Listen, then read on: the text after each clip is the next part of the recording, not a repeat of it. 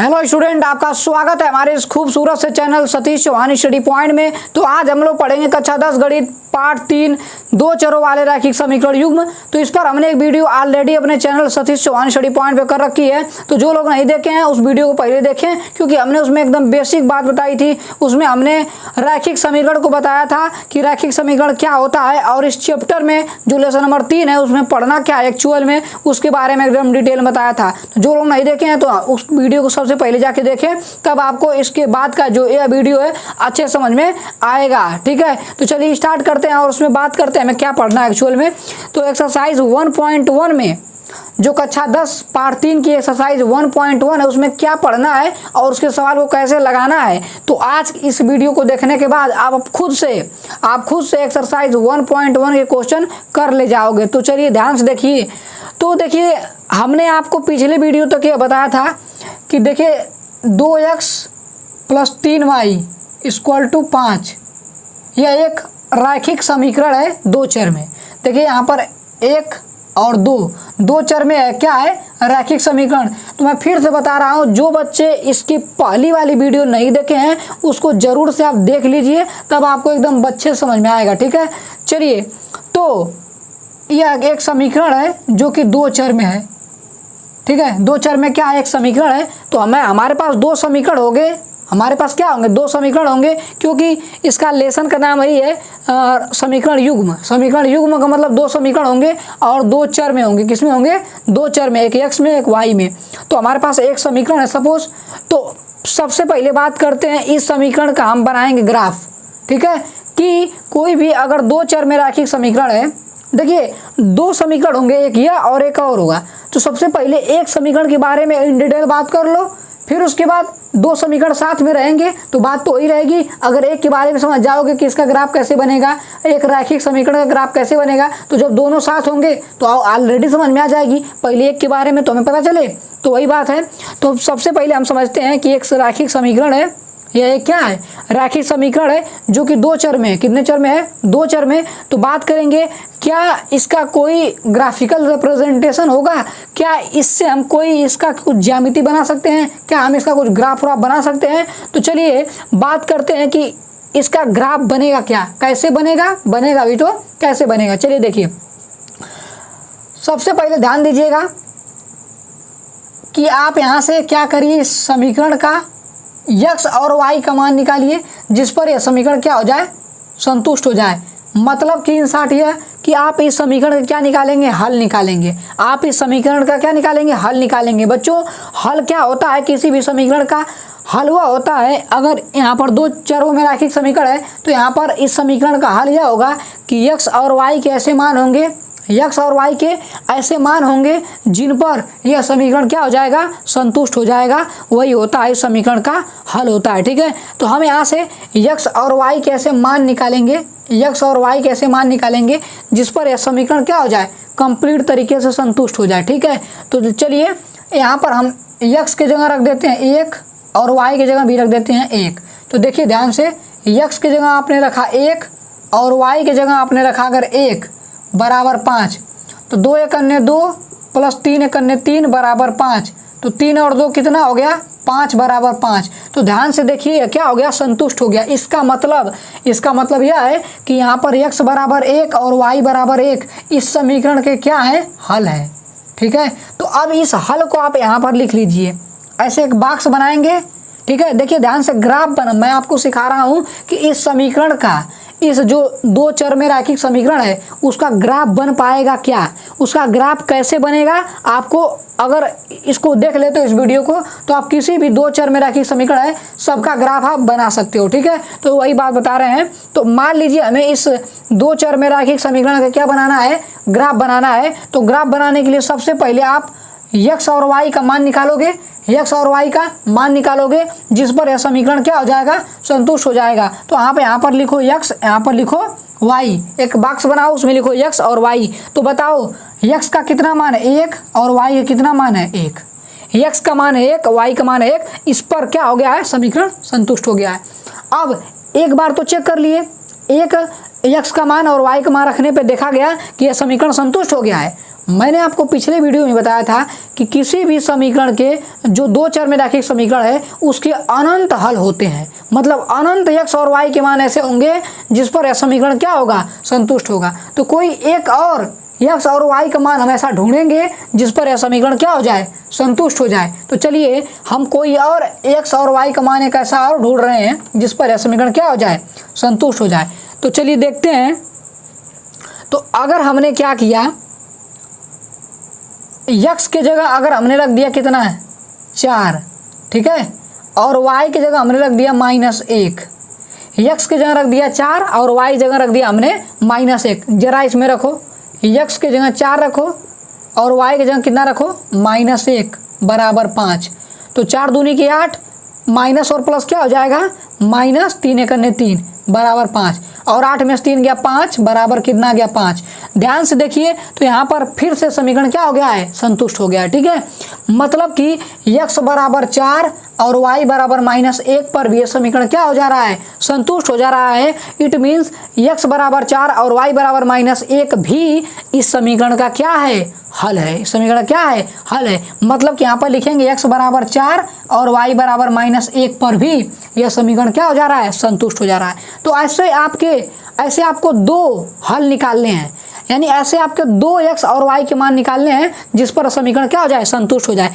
और भी हो सकता है, अनंत हो सकता है, बट अगर आपको ग्राफ बनाना है, अगर आपको ग्राफ बनाना है किसी भी दो चर वाले रैखिक समीकरण का, तो ग्राफ बनाने के लिए दो आपको ऐसे मान चाहिए x और y के जिस पर समीकरण क्या हो जाए, संतुष्ट हो जाए। तो उनकी सहायता से आप ग्राफ बना सकते हो। सबसे पहले हमने क्या किया, x और y का मान निकाला 1 और 1 जिस पर समीकरण हो गया संतुष्ट। फिर हमने कहा 4 और -1, x के जगह 4 और y की जगह -1 रखते हो तो भी यह समीकरण क्या हो जाएगा, संतुष्ट हो जाएगा।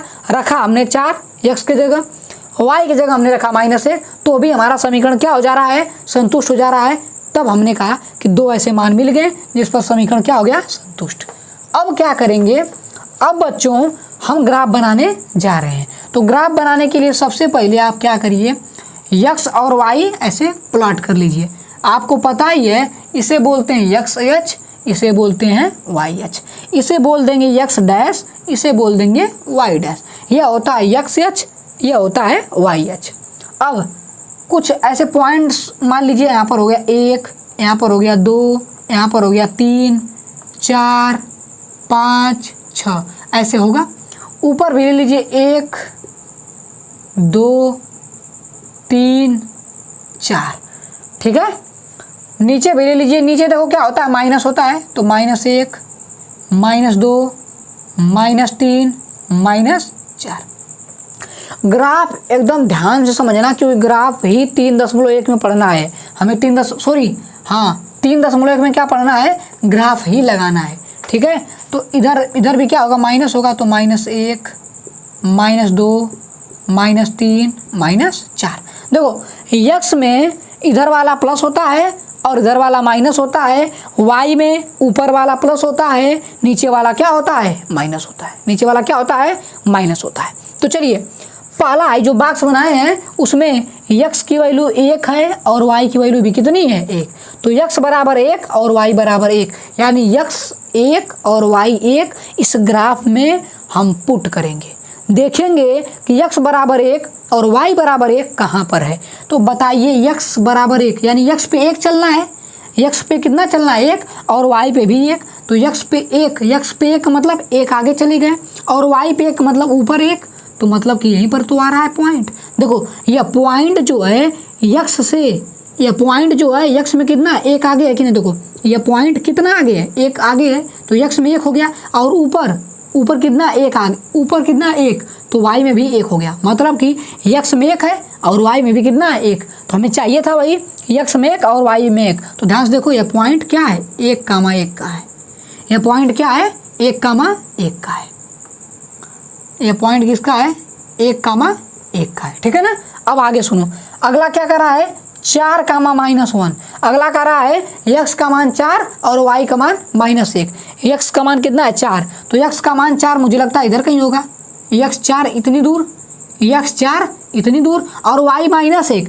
अब बताओ हाई -1 है, y क्या है, माइनस में है, मतलब देखो ऊपर y प्लस होता है, नीचे y क्या होता है, माइनस होता है। ऊपर y क्या होता है, प्लस, नीचे y क्या होता है, माइनस। तो नीचे जाना है क्योंकि माइनस में है, तो 4 ऊपर और 1 नीचे, 4 ऊपर, सॉरी ऊपर नहीं मतलब इधर कितना जाना है, 4, तो 4 चले गए और नीचे कितना जाना है, -1। तो मुझे लगता है यहाँ पर होगा, है कि नहीं। देखो इधर क्या बताएगा, x, तो कितना x में जाना है, 4 और -1 जाना है, मतलब नीचे कितना चले गए, -1। मुझे लगता है यह पॉइंट कितना हो गया, 4, -1। ठीक है, तो यह पॉइंट हुआ और एक पॉइंट ये हुआ, यानी 1, वाला पॉइंट यहाँ हुआ, 4, -1 वाला पॉइंट यहाँ पर हुआ। 4, -1 क्यों, क्योंकि 4 आगे जाना है x में और -1 मतलब y में नीचे। ठीक है, -1 बताता है नीचे, और देखो y वाला -1 है ना, तो मतलब नीचे ही तो जाना है, तो 4 आगे -1 नीचे, तो कितना आ गया, 4, -1 कहाँ पर, यहाँ पर आ गया। अब 1, का पॉइंट यहाँ पर, 4, -1 का पॉइंट यहाँ पर, दोनों पॉइंट को क्या कर देंगे, ऐसे मिला देंगे, दोनों पॉइंट को क्या कर देंगे, ऐसे मिला देंगे। तो देखो ध्यान से, यही बन गया हमारा एक स्ट्रेट लाइन का ग्राफ, सीधी रेखा,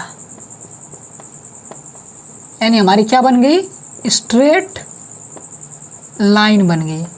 एक हमारी बन गई भैया स्ट्रेट लाइन। तो यह बन गया हमारा किसका ग्राफ, 2x + 3y = 5 का बन गया ग्राफ। 2x + 3y = 5 का क्या ग्राफ है, यही समझ रहे हो। अब ध्यान से सुनो, वेरी वेरी इंपॉर्टेंट बात यह है कि इस ग्राफ पर जो हमारा हाई लाइन आई है, इस पर जितने भी पॉइंट होंगे, इस ग्राफ पर जितने भी पॉइंट होंगे सब, इस ग्राफ पर जितने भी पॉइंट होंगे सब के सब इस समीकरण के हल होंगे। यानी कि इस ग्राफ पर, यानी कि इस लाइन पर जितने भी पॉइंट आएंगे, देखो 1, इसी पॉइंट पे आ रहा है, 4, -1 इसी पॉइंट पे आ रहा है, 4, -1 इसी लाइन पे आ रहा है, तो सब मतलब कि इस लाइन पे जितने भी पॉइंट आएंगे वो सब इस समीकरण के क्या होंगे, हल होंगे। ठीक है, तो आपको मैंने बताया कि कोई भी समीकरण दिया है 2 चर में, उसका ग्राफ कैसे बनेगा, तो यही काम करना है हमें आगे कैसे सवालों में। तो आई होप आपको यह ग्राफ समझ में आया होगा। अगर आया है तो अब हम क्या करेंगे, अब हम अभी तो एक समीकरण लिए हैं ना, अब 2 समीकरण साथ साथ लेंगे और दोनों का हम लोग साथ साथ ग्राफ बनाएंगे। समझ में आया। तो इसका बताने का मतलब बस इतना था। अगर आप एक समीकरण की वजह से ग्राफ बना ले रहे हो तो वही तो दूसरे समीकरण की वजह से करना पड़ेगा। अगर आप एक समीकरण की वजह से ग्राफ बना ले रहे हो तो दूसरा भी समीकरण रहेगा तो उसमें खाली वैल्यू ही तो बदली रहेगी। तो एक समीकरण की वजह से अगर ग्राफ बन गया तो दूसरे भी समीकरण की वजह से ग्राफ बन जाएगा, बस हो तो जाएगा। तो आप इसको उतारिए, फिर हम बढ़ते हैं कि अगर 2 समीकरण है तो कैसे ग्राफ बनेगा। तो आई होप आपको समझ में आया होगा। आराम से उतार लीजिए।